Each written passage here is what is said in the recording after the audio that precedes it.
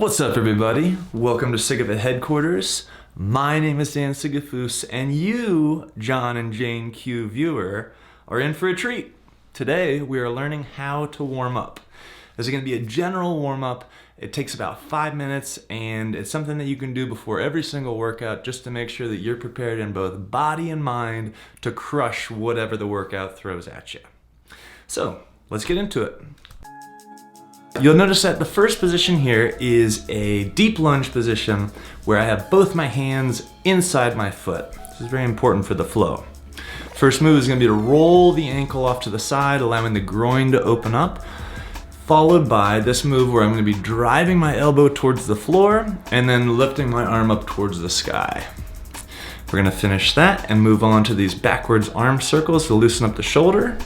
And then from there, we're gonna place the hand framing the foot now. So instead of inside, it'll go hand, foot, hand. Again, important for the next stretch. You're gonna push through the floor and try to drive that front leg as straight as you possibly can. If you can get it all the way straight, you can go for this little advanced variation where you drop the knee down towards the floor. Following that, we go into a hip flexor stretch. The most important thing on the hip flexor stretch is getting your butt tucked under you. So don't have your butt sticking out, you want it to be tucked under tight. Raising your arms up over your head and twisting towards the top knee is also a great way to get a little extra stretch. A little spinal twist there at the end to finish it off. So moving on to the second side now, we're gonna replicate everything we did, but just on the other side here. As a little note, if any of this stuff is too hard for you, you can always modify. So for example, if just the basic position is too hard, you can bolster yourself up on yoga blocks to give yourself a little bit more elevation and relieve some of that stress. Everybody is gonna love these backwards arm circles. I'm telling you, it really feels good to get your arm and shoulders loosened up. You'd be surprised how much tension you hold there. Okay, so again, the hamstring portion here is probably the hardest for most people. Again, if you can't get your leg all the way straight, try to drive it as hard as you can. But again, it's one of those things that'll get better with time as you continue stretching. If that's not a good stretch for you, maybe this, you could omit that and then put in a little hamstring extra at the end for yourself. Again, on the hip flexor stretch, everybody butchers this one, so make sure that you're getting that butt tucked under and not just laying into your lower back, but rather really getting your hips tucked under. Okay, moving on to the second portion, this is gonna be the yoga portion. And this starts off with a downward dog where we're gonna be walking the dog, pedaling the feet back and forth, and then doing chest presses down towards the floor, trying to really open up the shoulders. From there, we're gonna swoop through. And from here, we're gonna be looking over each shoulder. When I do this, I try to look at the opposite foot. So if I'm looking over my right shoulder, I'm trying to see my left foot. If I'm looking over my left shoulder, I try to see my right foot.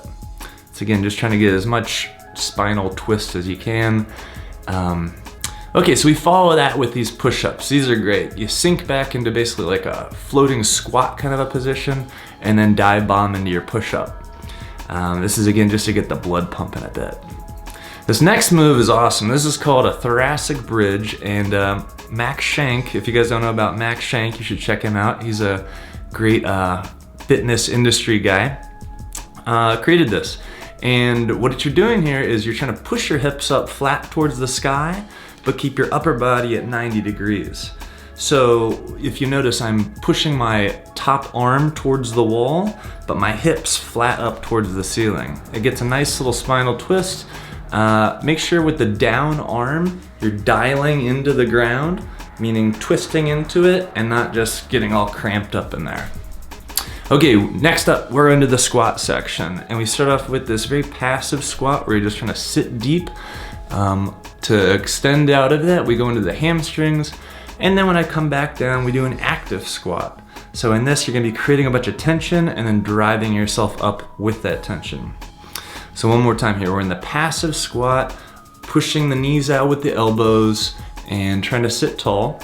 From there, go up into the hamstring stretch.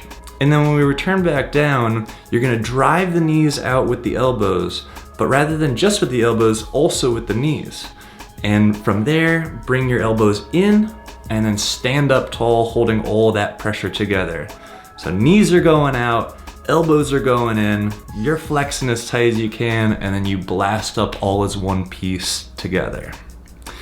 So, three squats, and that is basically the whole workout, guys. Hope you enjoy this, and I look forward to seeing you next time.